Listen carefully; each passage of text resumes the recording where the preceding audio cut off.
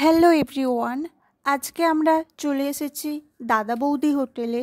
দাদা বৌদি হোটেলে বিরিয়ানি খেতে। বিল্ডিংটা দেখুন, কত বড় বিল্ডিং। দাদা বৌদি হোটেলের বিল্ডিং এটা।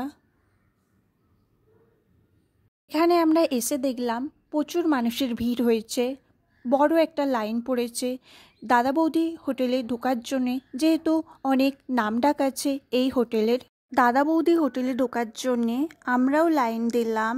দাদা বৌদি হোটেলের পাশেই রয়েছে দাদা বৌদি রেস্টুরেন্ট, আর এখান থেকে স্টেশন দেখা যায় ব্যারাকপুর।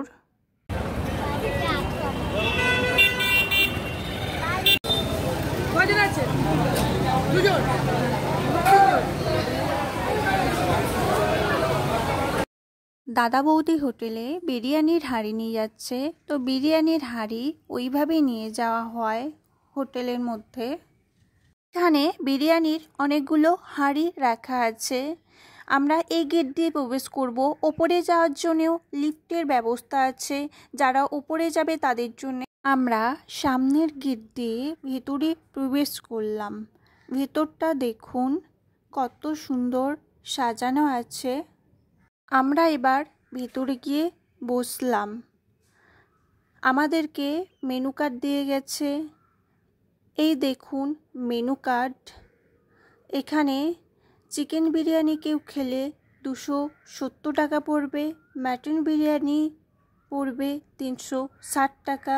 আমরা খাবো চিকেন বিরিয়ানি। এই দেখুন চিকেন বিরিয়ানি কলাপাতার মধ্যে দিয়ে গেছে। এর মধ্যে একটা বড় লেগ পিস আছে।